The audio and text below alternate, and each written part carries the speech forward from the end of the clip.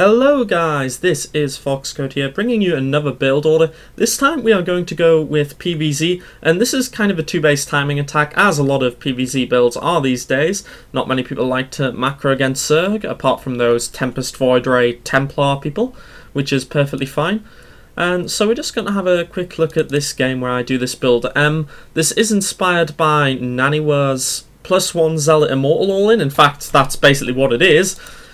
And we'll just see how it works. So, in the top of Polar Knights, this new, rather unusual map, we have our Blue Zerg Roberto.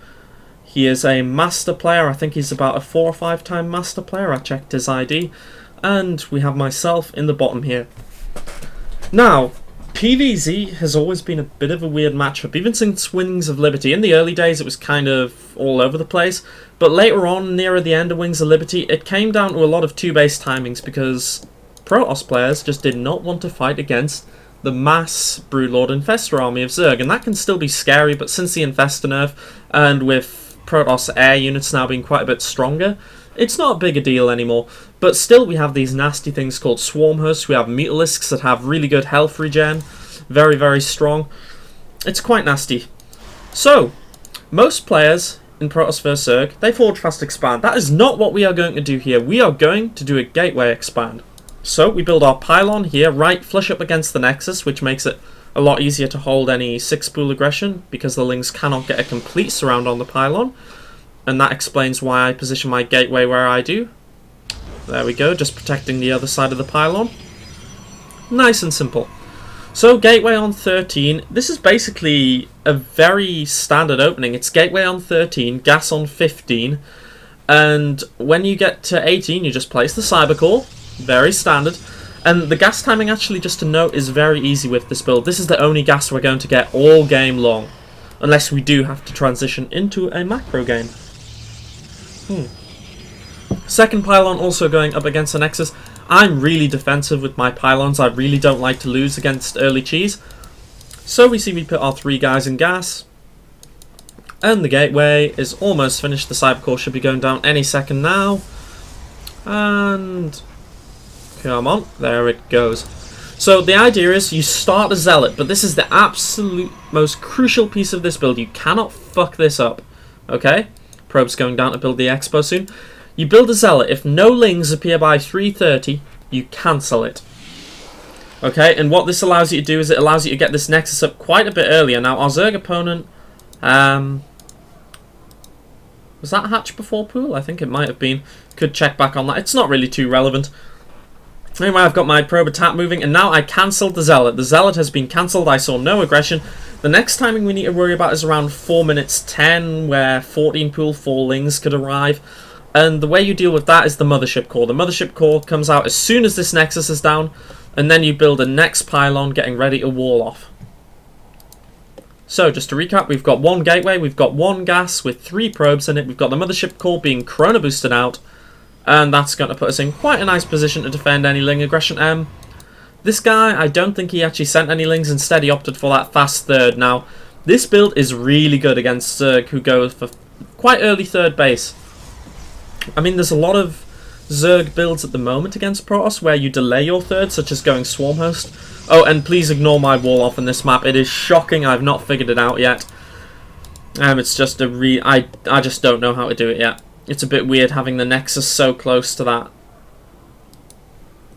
Anyway, we see the Forge going down in the second gateway, so we stay on 2-gate Forge, and the next thing we need is a Robo. We need a Robo as soon as we hit that 100 gas. So it should be coming down now, pretty much. You've got to get it as early as possible. 5 minutes 20 roughly. There we go, the Robo. It's a good idea to try and keep this hidden. That's why I didn't place it over there in case an Overlord came in. I just liked it at the back. If you can keep this hidden, that makes it so hard for Zerg to hold this aggression. Now, we're going to be going up to 16 probes on both bases. Really, I think it probably should be slightly more than that, but I always stop at 16 on both Nexi, and that's always enough workers for me, so I suggest you do the same. When we get our next 100 gas, we should be starting +1 weapons.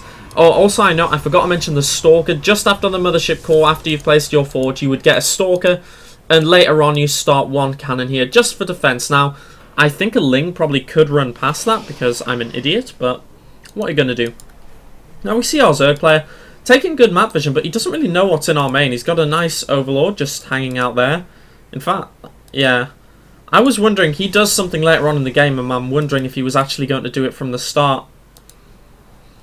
Still, once our robo is complete, we start the Warp Prism. Now, this is where things get really all in.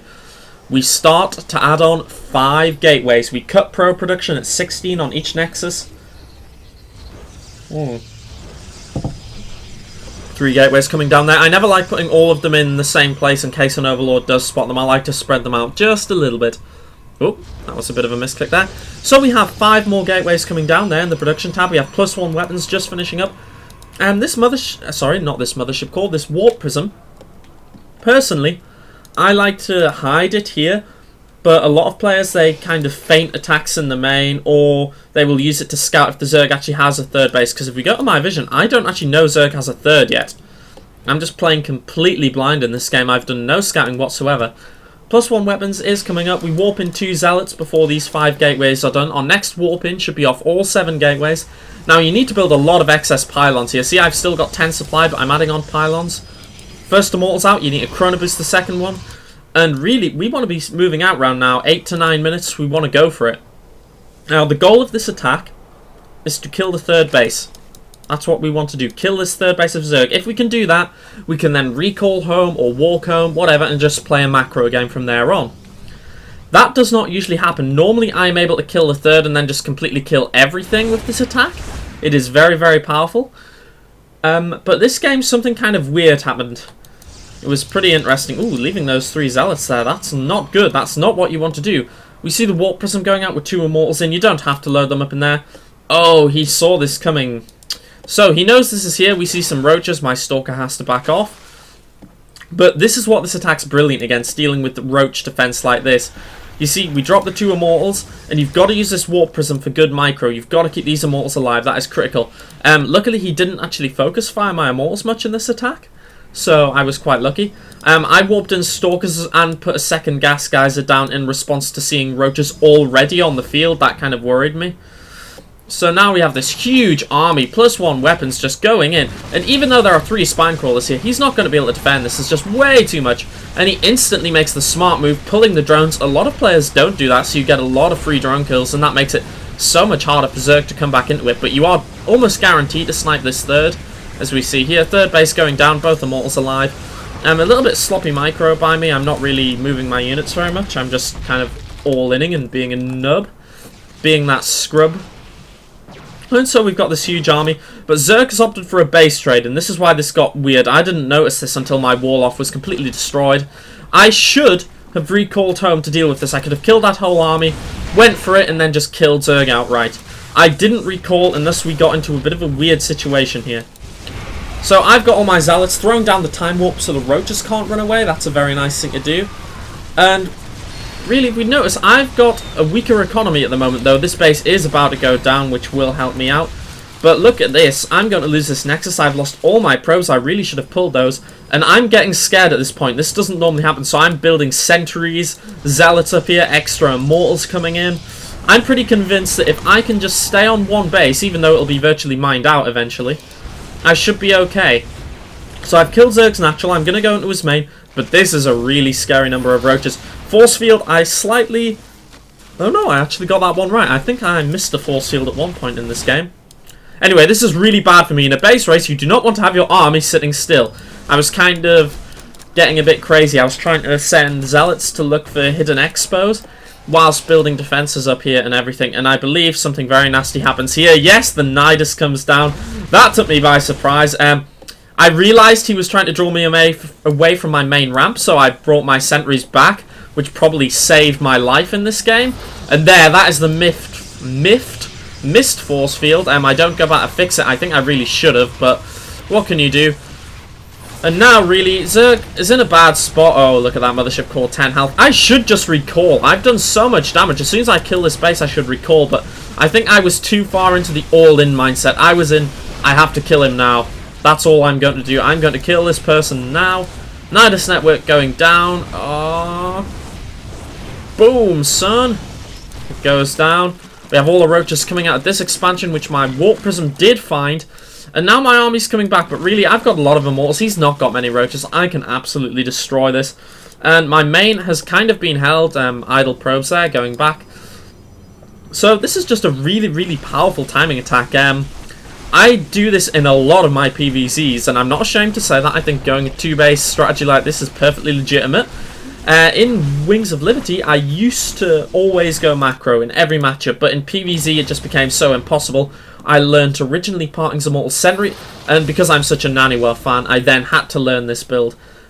There is also a very nice 4-gate you can do on 2 bases, which is also Naniwas based. It has the same opening as this build. You cancel the Zealot, but instead of getting the Forge, Gateway, etc. there, you just add on 3 gates and 4-gate them. It's not actually all in because you do have a wall off, you can fall back, but it's very hard to hold as well, especially if Zerg goes for that early third. If Zerg doesn't, then you have to be really scared about 2-base meter play. It is very, very dangerous. Very, very hard to deal with, and to be honest, I think it hard counters this quite nicely, but sometimes you can still win. So anyway, guys, that is the build. It is very, very nice. Just nice, easy build for anyone to do, really. Apart from, you must not forget that Zealot. If you do not cancel the first Zealot when you don't see a 6 pool, then you're going to be your Nexus will be so far behind. It sets the whole build back by, I think it's about a minute, and then you just die, because if you hit late with this build, you will die to Swarmhosts, Mutalisks, too many Hydralisks, anything. It has to be on time.